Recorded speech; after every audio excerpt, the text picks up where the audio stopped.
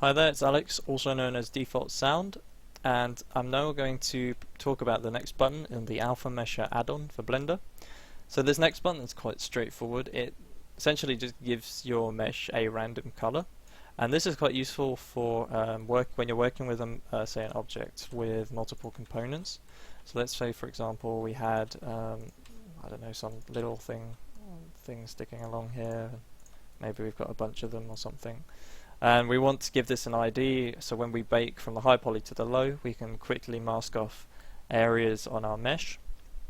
So how this will work, it will take into account the name. So if I click this button again, because I've duplicated it, it's not going to give me it's going to give them all a new color.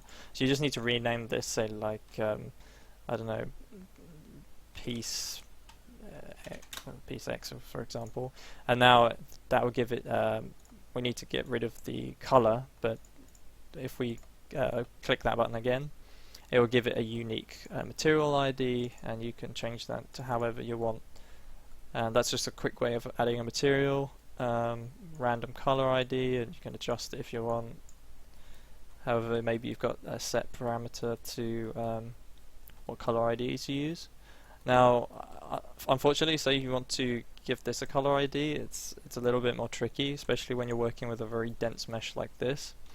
The easiest way I've found to give it a color ID is to use vertex paint.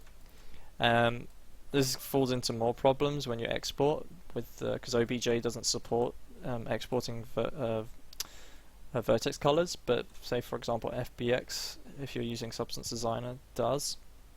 There's some other problems with that which I might explain in a later video, but what you can do here is just paint in where you want your color IDs to sit.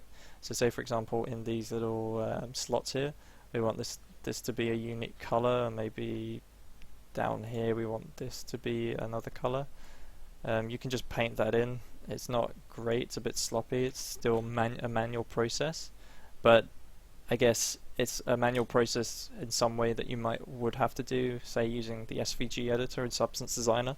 But doing it this way, you can just quickly paint it on and then bake it to the low poly, and then you've got your color ID mask there done. So that's what that button does, and basically how you can approach getting your color ID mask for your low poly.